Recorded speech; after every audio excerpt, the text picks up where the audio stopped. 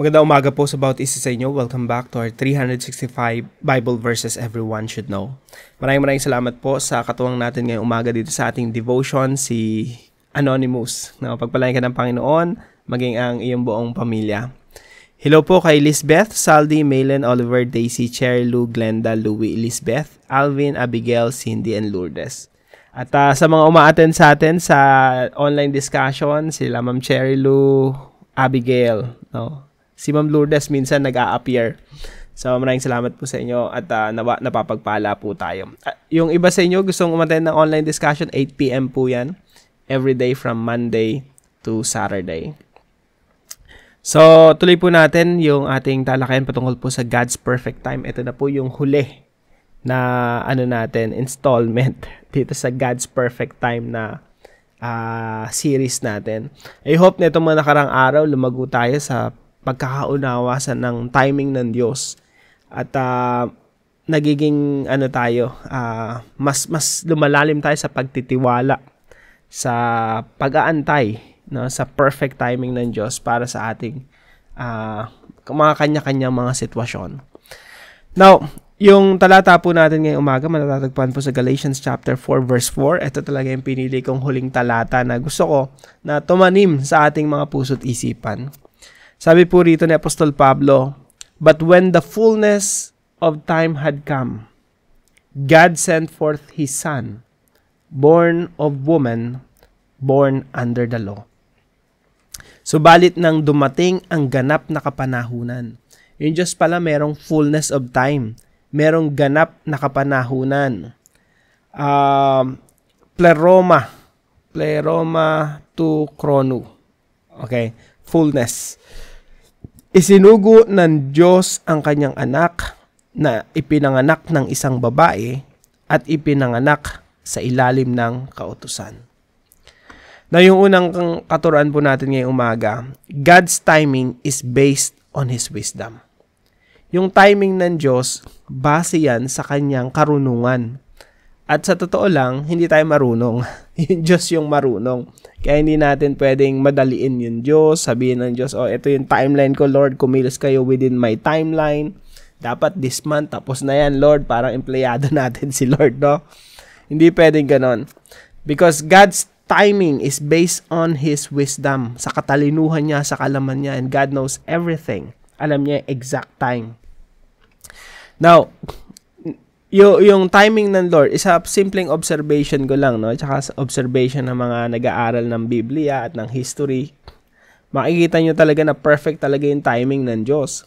Kasi, yung Diyos, nung sinugo niya ang Panginoong Jesucristo para ipanganak dito sa Israel, yung environment during that time, perfect for gospel expansion. No? Ito yung point natin, sub-point natin, no? Perfect for gospel expansion. Bakit? Pinanganak si Jesus Christ panahon ng mga Romano. At nung panahon ng mga Romano, sakop ng Rome yan. Etong lugar na ito. Parang ito yung Rome kasi yung pinakamapangyarihang empire na during that time. Yun ay yung known world Yun yung Roman Empire. Now, anong kahalagahan nito? Yung Rome kasi meron silang tinatawag na Pax Romana. Ibig sabihin, may Roman peace. May kapayapaan ng unang panahon. Of course, relatively speaking, in favor of Rome, di ba? Papanatilihin talaga nilang mapayapa yan para favorable sa Roman Empire. So, parang sa panahon natin ngayon yan, merong Pax Americana. No? Itong yung Amerika, maraming naka-station yan na army sa buong mundo, mga military bases. Sa Europe, sa Africa, Latin America, Australia, at least may nag-exercise sila ng some level of influence sa mga bansa na to, sa Philippines, Korea, Japan, dito sa Asia Pacific, no? May station sila dyan sa Guam, sa Hawaii, safe na safe talaga for them, no? Kumbaga, favorable talaga sa US. Pax Americana. So, pinapanatili nila yung kapayapaan. Yung Amerika kasi world police yan Pinapanatili nila yung kapayapaan sa mundo, relatively speaking, in their favor. So, ganun din nung unang panahon, sa panahon ni Jesus Christ. Ngayon, anong kahalagahan ng Pax Romana? Ang bilis, meron kasing free travel ibig sabihin, pwede ka mag-travel within the Roman Empire na hindi ka nangangamba na i-ambush ka, or merong mga mga raiders ng mga panahon na yon. Pero relatively peaceful. Pwede kang mag-travel dyan anywhere in the Roman Empire. Talagang kaya unang lumaganap ang ebanghelyo sa Roman Empire. Hindi nagpunta rito sa East. Nagpunta muna sa West. Bakit? Mas mabilis mag-travel. Alam mo na lahat ng teritoryo na pupuntahan mo within the Roman Empire or under the Roman rule. So that's one. Number two, perfect according to prophecies. Yung pagdating kasi ni Jesus Christ, talagang perfect yun. Yun yung exact time na sinabi according sa mga prophecies. For example, yung 490 years, yung 70 weeks ni Prophet Daniel. Pag binilang mo yun, sakto yun sa pagdating ng Panginoong Hesukristo. Now, mahabang talakayan tong prophecies. Bisitahin nyo. By the way, yung YouTube natin, dedicated rin ito sa mga prophecies sa Bible. No? Kaya, marami tayo niyang entry. Perfect according to prophecies.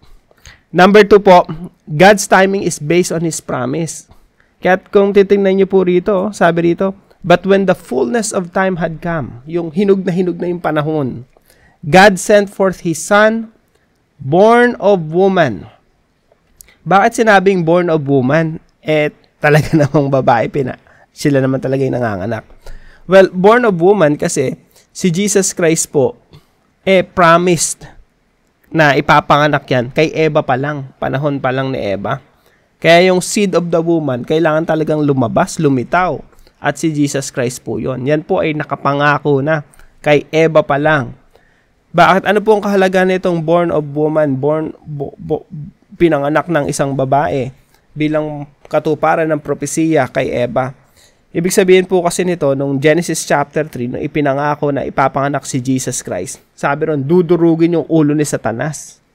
Wawakasan na. Ibig sabihin, magsisimula na yung redemption. Magsisimula na yung pagtutubos sa sangkatauhan at sa buong nilikha.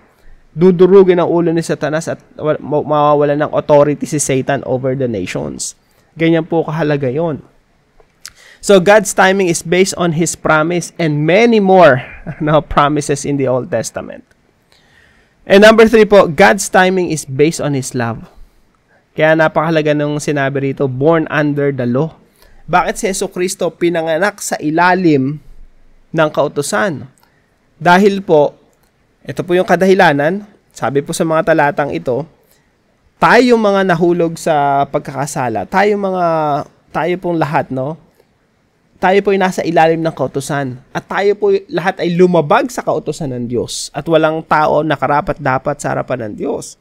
Kaya po ang Panginoong Hesukristo, nagkatawan tao, ipinanganak ng isang babae, at siya ay pinanganak sa ilalim ng kautusan upang tubusin ang mga tao na nasa kailalim din ng kautusan. Sa papanong paraan, yung nilabag ng mga tao na kautusan, may karampatang kaparusahan. Ang Panginoong Hesukristo, inako yung kaparusahan na yon. At lahat tayo na nananampalataya sa Panginoong Hesukristo ay pinarusahan na. Ngunit hindi sa ating katawan, kundi sa katawan ng Panginoong Hesukristo. Yan ang pag-ibig ng Diyos. Biyaya ng Diyos sa bawat isa sa atin. Kaya kapatid, huwag mo isipin na lahat ng mga kasalanan mo hindi pinarusahan. Pinarusahan yan. Hindi lamang sa katawan mo. Hindi nga lang sa katawan mo, sa katawan natin, kundi sa katawan ng Panginoong Hesukristo 2,000 years ago nung inako ng Panginoon yung kaparusahan na dapat tayo ang tumanggap. So, God's timing is based on His love. Ibig sabihin, hindi tayo inabandonan ng Diyos. Hindi tayo iniwanan ng Diyos. Minahal tayo ng Diyos at tinupad niya ang kanyang mga pangako. So, ano po ang application natin sa mga talatang ito? Number 1 po, wait for God's fullness of time. Ang Diyos merong hinog na panahon. Kung tayo, iantay tayo na antay sa Diyos, Lord, tulungan niyo po ako. Marami tayong pinagpipraise sa Panginoon. Marami tayong hinihingi sa Panginoon na sa tingin natin nakakalugod naman sa Diyos, nakapagbigay naman ng kapurihan sa Diyos, matutunan po nating mag-antay because God has a fullness of time. Kung paano ang Panginoong Jesucristo ay sinugo ng Diyos, ang haba ng waiting time, no? Inantay ng Old Testament people yung coming pagdating ng Panginoong Jesucristo. Pero yung fullness of time ng Diyos, kailangan under muna ng Roman Empire. Meron muna silang one language, no? At least yung dominant language, yung Greek. Para yung expansion of the gospel, mas mabilis using one government and one language. May fullness of time ang Diyos eh. So, ganito rin po sa ating kapanahunan ngayon, no? Nag-aantay tayo sa God's perfect time because we know that God has a fullness of time. Merong panahon na yung panahon na yan mahihinog hanggang sa pwede nang pitasin. No? At yan po yung gawin natin, antayin natin yung kapanahunan ng Diyos.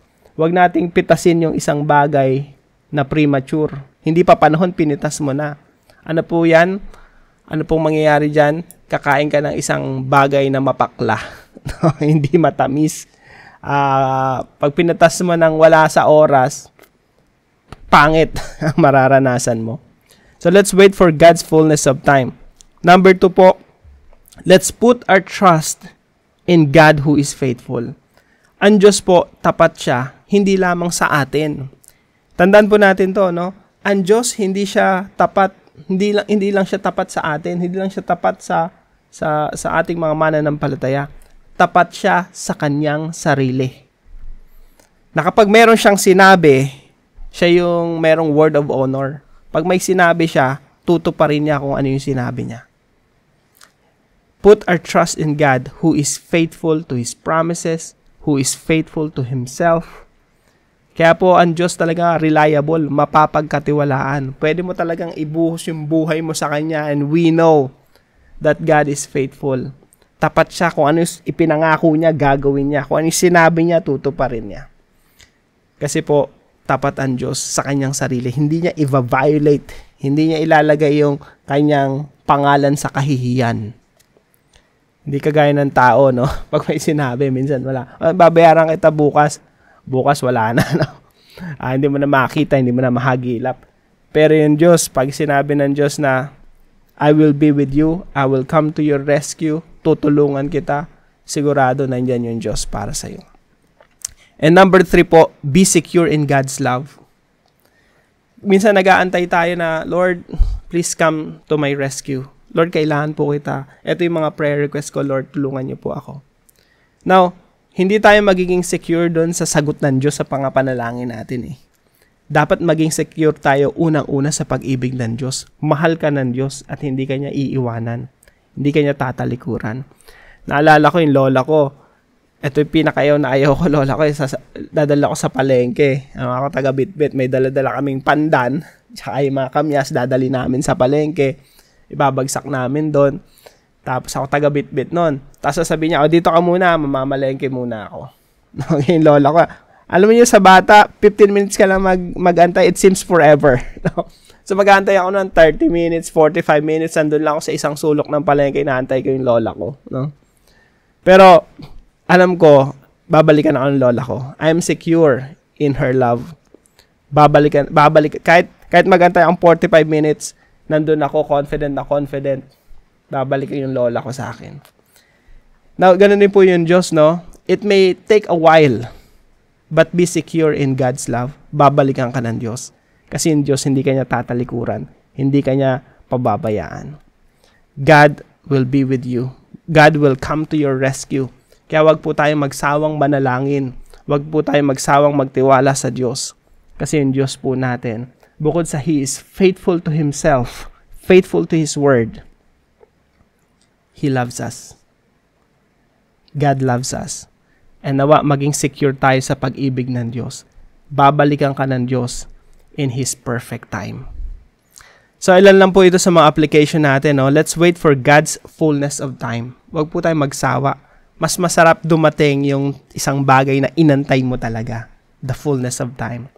And number 2 po, let's put our trust in God who is faithful to Himself. And number 3, be secure in God's love. Now, para po sa ating discussion, why is it worth it to wait for God's perfect timing? Bakit worth it na antayin natin yung fullness of time ng Diyos? Sagutin po natin yan sa ating mga discussion group at para po sa ating panalangin. Father, thank you because you love me. I praise you because you care for me. Please enable me to wait for you and trust your perfect timing. I believe in you. I know that you are faithful to your promises. I know that for sure. You are faithful to your promises. I'll wait for you. In Jesus' name, amen. Kung meron po kayo natutunan sa devotion natin, paalam niyo po sa comment section below. At wag po natin kalimutan, please share this devotion to your family and friends. God bless you po. See you po tomorrow, 5 a.m. dito sa ating daily devotion.